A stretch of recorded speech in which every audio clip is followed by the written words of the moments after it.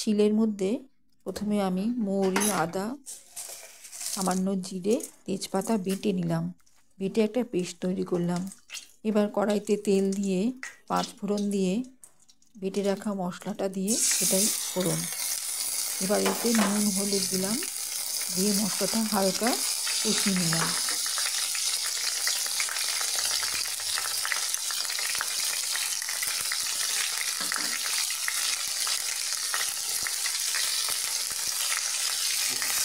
এতে সেদ্ধ করা লাউয়ের খোসা, সেদ্ধ করা ফুলকপির ডাঁটা দিয়ে দিলাম। টুকরো করে কেটে রাখা কাঁচা লঙ্কার টুকরো, বেগুন দিলাম, শিম দিলাম, আলু দিলাম। এগুলো সবই কাঁচা, এগুলো আমি সেদ্ধ করে নিই। কড়াইশুঁটি দিলাম,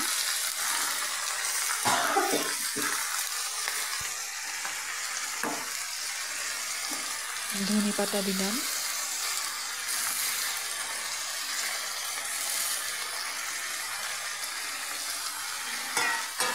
এবার কড়াইয়ের চারপাশ দিয়ে একটু জল দিয়ে দিচ্ছি।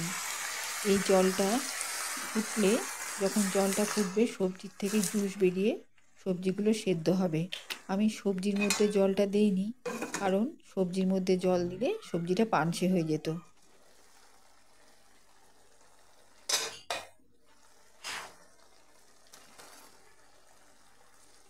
একটু নেড়ে চেড়ে নিচ্ছি ঢাকা তুলে। সবজিগুলো সেদ্ধ হয়ে এসছে প্রায়। এতে আমি আগেই নুন, হলুদ দিয়েছিলাম, কিন্তু সবজি সেদ্ধ হওয়ার সঙ্গে সঙ্গে হলুদের রঙটা মিশে গিয়েছে। কাজেই আমি আরেকটু এতে হলুদ দেব এবং লবণ দেব।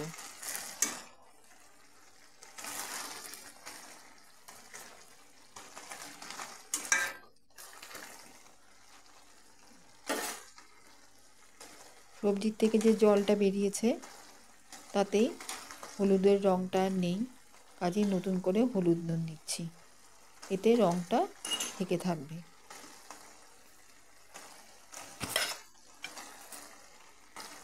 চিনি দিলাম,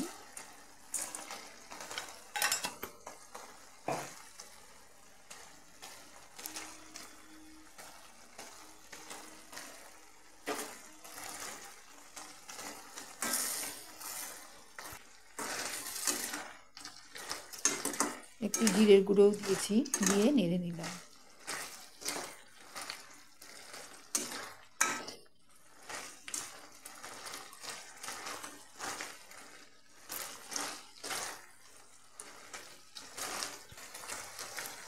একটু গরম জল দিয়ে দিলাম, এটি আস্তে আস্তে আছে, ওই জন্য একটু গরম জল দিয়ে দিলাম।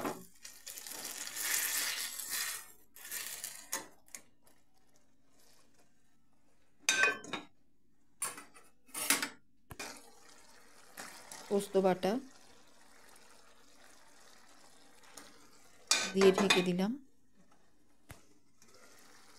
পোস্তর থেকে তেল বেরোলে সবজির সঙ্গে ঘেঁটে দেব।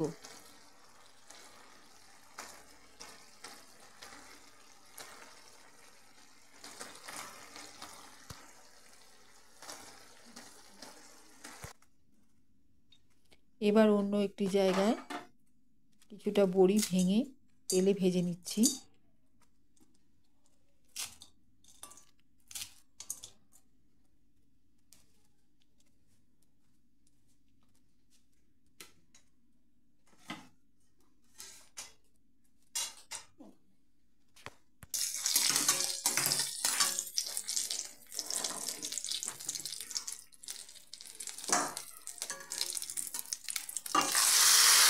রান্না করা তরকারিটা ঢেলে দিলাম, আবার একটু ঝালের গুঁড়ো,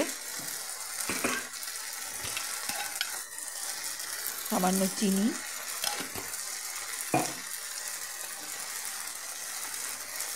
এবং বেশ কিছুটা কাঁচা সর্ষের তেল দিলাম। আমি সবজির পোস্ত বাটি ধোয়া জলটাও দিয়ে দিয়েছি। এবার পুরোটা একসাথে একটু ফুটিয়ে মাখা মাখা হয়ে গেলে আমি নামাবো।